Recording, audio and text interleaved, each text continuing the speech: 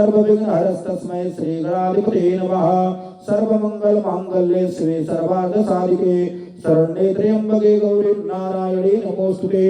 सर्वदा सर्वकार्येषु नाथुते साममङ्गलम् एषा हृदयस्थो भगवान् मङ्गलाय तनो हरिः।